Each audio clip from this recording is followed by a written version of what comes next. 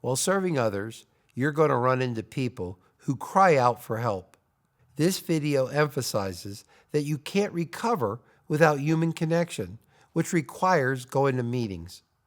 Join my discussion on practical approaches and solutions in group meetings that effectively address pornography addiction, incorporate spiritual guidance, and celebrate the progress along the recovery journey.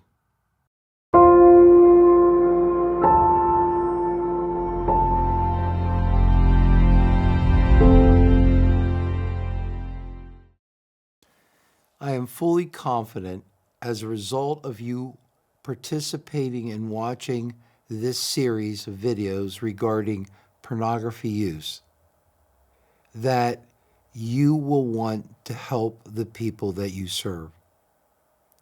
That the statistics are so clear on how this affects the church population, that somehow you want to help them see how Jesus can help them deal with this very real problem. And so as a result of your desire to assist others, you're going to think about what would be the right kind of meeting to have in a church so that people can be helped if they went to that type of meeting. A couple months ago, I went to a church meeting, a group of men, and I didn't know them and they didn't know me, and I just wanted to see how this men's group went. It was a 3-hour meeting. Now, the donuts were delivered in the middle, so everything was fine. And the first part of the meeting was really, really good. People shared what God was doing in their life. They would share a verse or a story of how well their faith walk was going. It was very, very positive. It felt very, very good. And then somebody changed the meeting. They changed the meeting with one sentence. The sentence was something like this: you guys know me, and you know sometimes how I struggle with God, and sometimes God doesn't feel real with me. And presently I am hurting in this kind of way, and I wonder where God is. Immediately, we went from knowing the verses to seeking God. Immediately, we went from being half full, we've got this faith walk, to God, here's how we feel lost. We started to change the group dynamic as each started to express where they needed to be more open to Jesus' guidance because of an area of personal growth that was out now in the open. Both meetings God was a part of. The one where time went the fastest for me was the second meeting. I walked out of there thinking about Jesus saying, I help the sick. And I said, God, help me figure out the various ways I'm sick and I don't know it. And then I remember the 99 in the fold and the one he's out looking for. And I said, God, help me always see my next state of lostness so that I know you're seeking to find me and help me at the edge of that unknown area that I need to fix. You want to create the right type of meeting.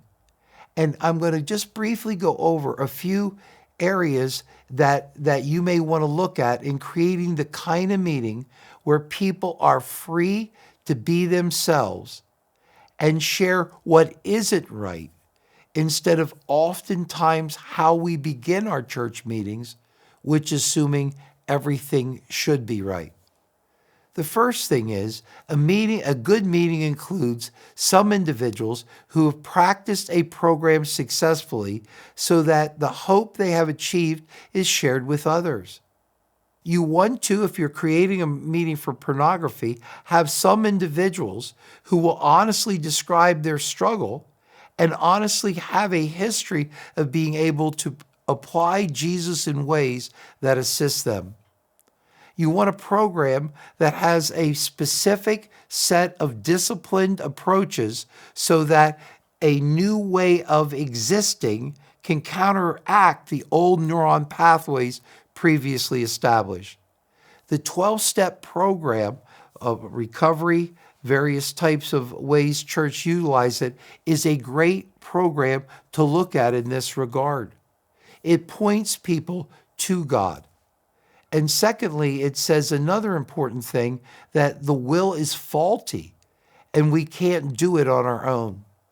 A third aspect of a good meeting is each person needs to be encouraged to be open and honest with their present state of personal development.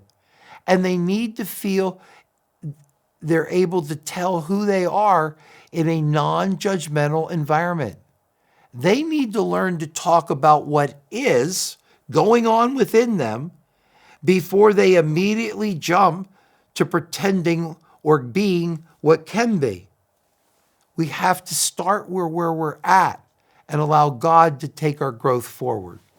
The fourth aspect of a good meeting is that Jesus is encouraged to be taken into every compartment. There's no area of one's life where the focus isn't on how can I get Jesus into this faulty area of my development so that I can become the person God has created me to be. A fifth aspect of a good meeting is that the importance of relational change and connection with each other in the meeting becomes a focal point. It is very, very important for people to learn to not be defensive and give up their tendency to be isolated and allow positive relationships to enter into their life to help them change. One of the ways to do this is to create periods of time when small successes that seem to many people insignificant are celebrated, as this is evidence of the change pattern beginning to take root in someone's life. Thus, one day, not doing what previously has been done every other day, makes a difference. It's not a place to share war stories, but it's a place to talk about the nature of what one negatively chose to do, what caused them to do that, and the devastating consequences that resulted. Another aspect of a good meeting is each individual's story and how they got there is listened to and respected, as no two journeys toward personal change are the same. Another good aspect of that meeting is when sexuality was first dealt with is discussed. So those early roots of pornography can be looked at and undone as people share how they got into an experience that eventually enslaved them. Recovery 1 behaviors are dealt with, so the person is encouraged to be less high and more open and present within the supportive context, so that they can take in what other people are sharing. Good groups help each other understand their distorted thinking patterns, their various emotional motivations, how they enter into a trance state, the chemical brain reinforcers that keep having them do the same negative thing over and over again, and the other relational causes that make them look for sexual stimulation when instead they should look to Jesus. Recovery 2 is looked at so that how that unwanted behavior fits into the rest of their identity formation can be dealt with. And underlying identity deficits are considered and looked at as people honestly share with each other what they need to work on and what's helped them in the past. Positive patterns are established through memorizing verses, repeating recovery slogans, and practicing actions that contradict the triggers that cause porn use. We need to make behaviors. Now I'm about to have fun with you folks. Okay, this is going to sound very psychological. All right, this is a shrink. Sorry, we're going to learn 2 concepts today. It's going to sound mind-blowing. It's really pretty simple. but I'm going to say it the first way and then I'm going to explain it. We need to make behaviors ego dystonic versus ego syntonic. All right. Now, I will expect you to go home. I expect you to use these words around your family and seem really smart as a result. A lot of times, you and I develop patterns that are really, really negative, but they so fit in to who we are, we don't know that it's wrong. And so the first thing we have to do is take what we're comfortable with, which seems so natural, and make it, which is ego syntonic. It's so naturally who we are. And we have to start to pull that out from the rest of us and say, I don't like that. So for instance, a fear of flying, an individual would say that's ego dystonic because I know, all right, that I want to fly to Disney World and I won't be able to do that because of this fear. I wish I didn't have that symptom. That's ego dystonic. And now there can be a plan to deal with it. An ego syntonic reaction is when you react to your wife in a negative way and you so put her down, you don't even know you just said it. And we need to then develop a sensitivity. And these groups help us through the other people sharing honestly to take our behavior that we didn't realize was part of the porn cycle and start to pull it out in a way that it becomes dystonic. And we say, we don't like that routine. We're going to stop it at the beginning versus try to stop it at the end. Another thing a good group does is it looks at how an individual defines themselves versus how God defines us. God says we're fearfully and wonderfully made. And most of the time, if you get to how we actually view ourselves, we deny the value God has shown us regularly on a daily basis, the Holy One communicating with us, the all-powerful One saying, you're important to me. And we deny that value. And unfortunately, our self-definition, if it's messed up by either narcissism or shame, creates an expectation that leads to choices that create self-fulfilling prophecies. So for us to change how we act, we have to start to think differently about who we are. Anything that undermines our identity development separates us from trusting in God, as our own lack of spiritual maturity sets us up for porn use. And we need groups that will help us understand how we act in self-destructive ways before we see it. In groups, you will learn how to let those sexual thoughts pass through you, like using a spiritual jujitsu, so that those thoughts don't have headspace. When we start to think obsessively about sexuality, it needs to be like a hot potato. We need to pass it out of us and get it over immediately to God. We need to recognize that as greater is He that is in you than he that is in the world. And we must trust that. We must also have in these groups a healthy understanding of testosterone and how it influences us. In the Male Brain, a book by Luann Bresendine discusses the biological and psychological changes that the male brain processes throughout a lifetime. Here's what she says. If testosterone were beer, a 9-year-old boy would get the equivalent of 1 cup a day.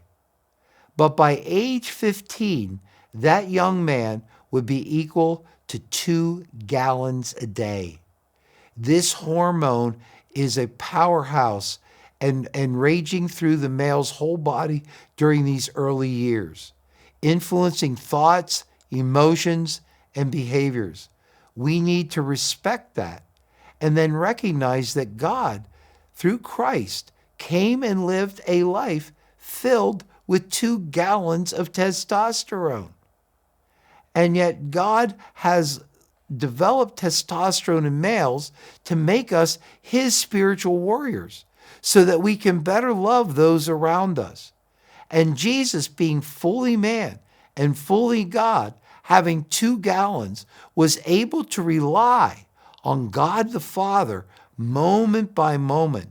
He didn't say boys will be boys and just let life be chosen the way a lot of young men tend to act. Instead, he says the goal is the fruit of the Spirit. That despite testosterone, despite its pecking order, its aggression, it's the sexualization, the narcissism it can create, God wants us, as we rely upon him, and this is what these groups teach us, to experience love, joy, peace, patience, kindness, goodness, faithfulness, gentleness, and self-control. God gave us the Bible. God gave us his Son. Together, creating the right meetings that point us to his Son through the Bible, we can become free.